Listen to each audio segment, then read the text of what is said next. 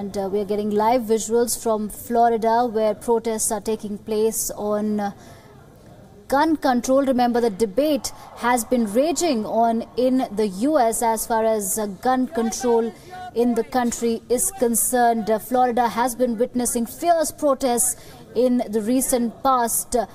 Both sides completely divided after that Florida shooting in which 17 people were killed. Good afternoon. My name is Patty Brigham. I'm co-chair of the Florida Coalition to Prevent Gun Violence.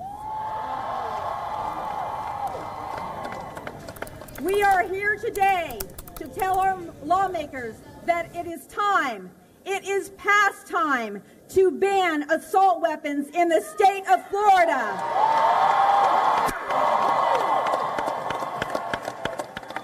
We are here to listen to you, to listen to the students of Marjory Stoneman Douglas who have traveled hundreds of miles.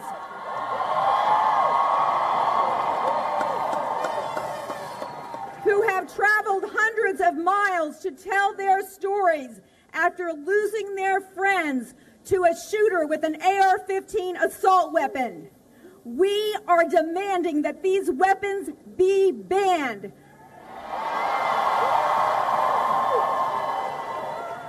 Parkland, Pulse, Charleston, Sandy Hook, the list goes on.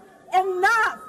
Enough! It is past time to ban assault weapons.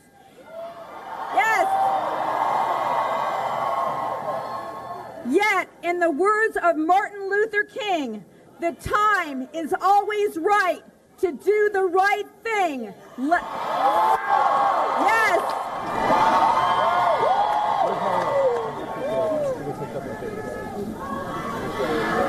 Okay.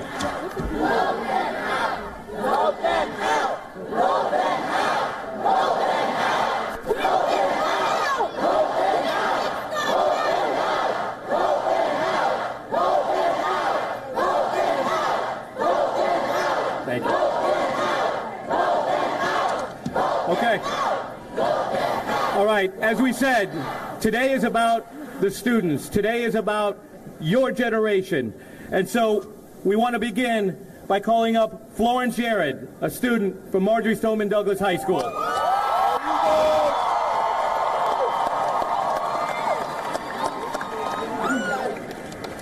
30 years ago, my parents left a war-stricken Lebanon in order to give me a better future. By the time they had graduated, they lost almost 10% of their classmates that they began high school with. In America, they thought they could keep us safe. 5 years ago, I heard about the Sandy Hook shooting. I cut out paper snowflakes to send to the school, but I never imagined that this could happen to me. Exactly 1 week ago, my school was viciously attacked. 17 of my classmates, friends, and teachers died. No longer can I walk the halls I walked millions of times before without fear and sadness. No longer can I walk the halls without hearing the gunshots. No longer can I walk the halls without imagining bloodstains and dead bodies, all because of the damage that a single AR-15 rifle caused. Now, I'm 17 years old. I'm not old enough to buy a gun or consume alcohol, and I'm barely old enough to drive. But I value the education that I received before my school was shut down by being an active crime scene. Through my U.S. history classes, I learned that the Founding Fathers incorporated the Second Amendment in order to defend states' rights against tyranny. America had just been domineered by Great Britain, and at the time, each individual state did not want to return to the same monarchical ways. To satisfy these individual states, the Bill of Rights was added to the Constitution, including the Second Amendment, the right to bear arms. But this right does not, and never will, overpower the individual's right to life, liberty, and the pursuit of happiness.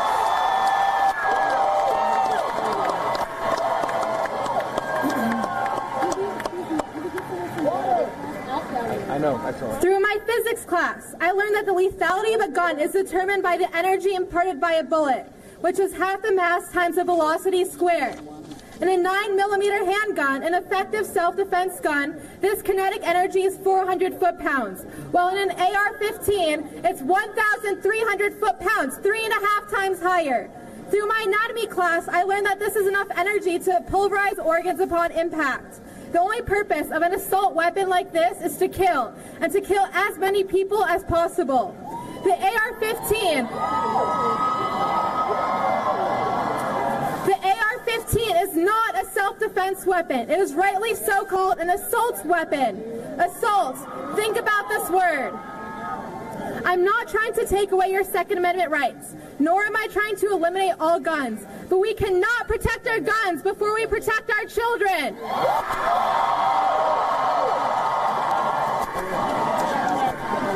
We need limitations. We need limitations on assault weapons. Individuals who need the same weapons that our soldiers use overseas to fight wars do not need these weapons. Individuals who are not allowed to board an airplane should not have access to these weapons. 90% of my fellow Americans support background checks for the purchase of all firearms. Yet you, our lawmakers, have failed to act.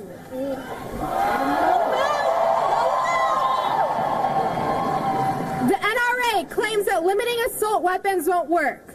Friends, this is not true. Let's look at real-world examples out there. In Australia, they banned guns in 1966, and they haven't had a single mass shooting since. Not a single mass shooting in 20 years. And in the UK, they've only had one mass shooting since their ban also in 1966 after a school shooting. In America, we've had 8 mass shootings in the first 6 weeks of this year. We hold the sad record of 1 mass shooting per week for the past 5 years nonstop. 1 mass shooting every single week. Some say that a ban on assault weapons is not the solution because people kill people, not guns. Let me tell you, if this criminal shooter had a handgun, maybe many of our friends and teachers would be alive today. If a ban on assault weapons just saved one more life, it would make a massive difference to our friends, their family, and their community. If a ban on assault weapons saved one more life, it would be worth it.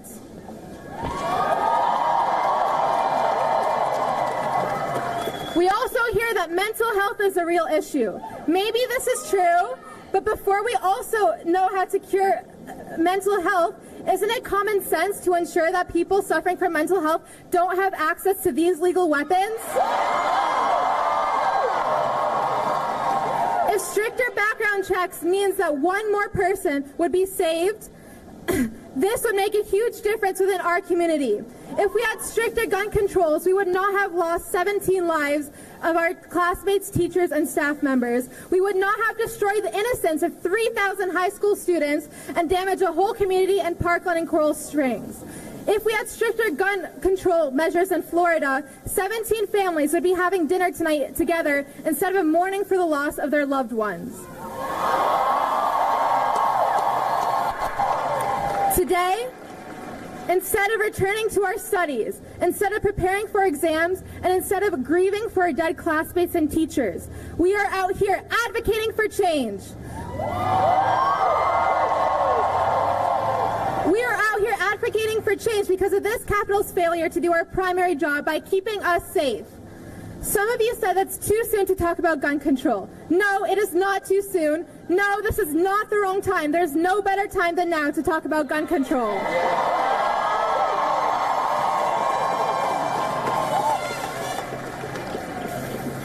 If we wait, then someone else might become a victim too. Your children might become the victims too.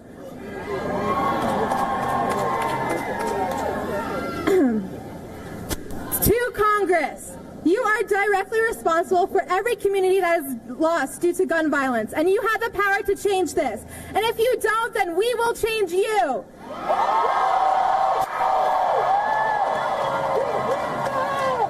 We may be too young to vote, but soon we will be able to vote, and we will vote you out. And soon, we will be able to run for office, and we will take your place. And many students around the country can't wait to go vote, can't wait to go run for office, and to make a change, to make a safer world. You adults have failed us by not creating a safer place for your children to go to school. So we, the next generation, will not fail our own kids. We will make this change happen. If not today, then tomorrow, and if not tomorrow, next year. Take it from us. You created a mess for us, but we will make this world safer for our children. The children and the students all around the world are watching you. The people of Florida are watching you. The citizens of my beloved United States of America are watching you. If you do not take action now, then we, the future leaders of America, will. Next, I would like to announce Representative McGee, who sponsored the bill that bans assault weapons.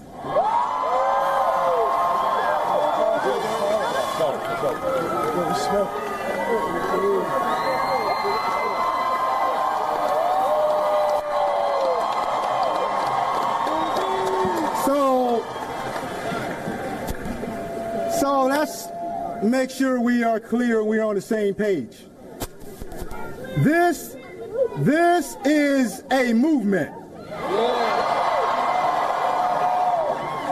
This is a movement because our politicians have failed us. The adults have failed you. Those who are empowered to change the way we do things have failed you. But I'm here to tell you today, Florida, and you who are part of this movement, you will not fail because this is your moment. This is the moment that you have been waiting for. You see, we all know that every leader, including yourself, you have 4 pillars that you stand upon. And that first pillar that you stand upon that brought you here today is your faith. It is your faith that moves you. That second pillar that moved all of you to come here today on these Capitol steps is the respect for your flag. That flag that binds all of us together as one nation, as one people who are looking forward to a better America.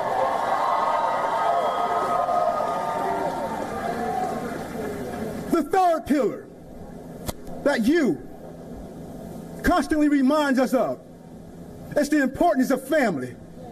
You see, this is a family. Marjorie Stoneman was a family.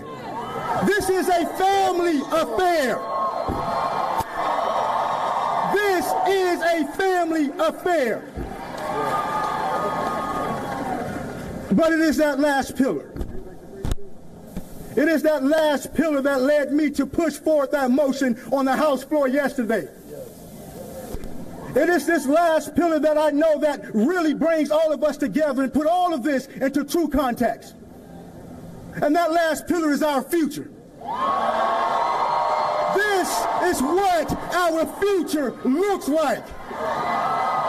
You see, there will be those who claim that we are attempting to run over the Second Amendment. There will be those who say we are trying to take guns from the American people.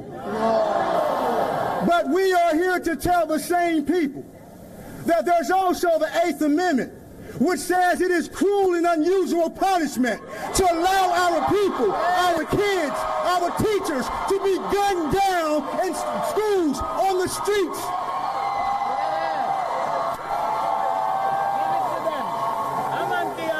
So you exercise your First Amendment right.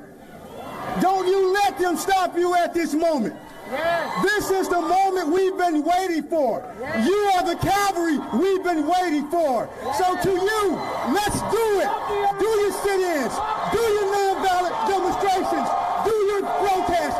Do not let anyone turn you around. If you cannot fly, I tell you right now, All right, so there you heard those hard-hitting words coming in against the U.S. government, against the lawmakers as far as the gun control demand is concerned in the U.S. Remember, after that Florida shooting that took place in a high school, killing 17 people, the gun debate has once again raged in the United States of America.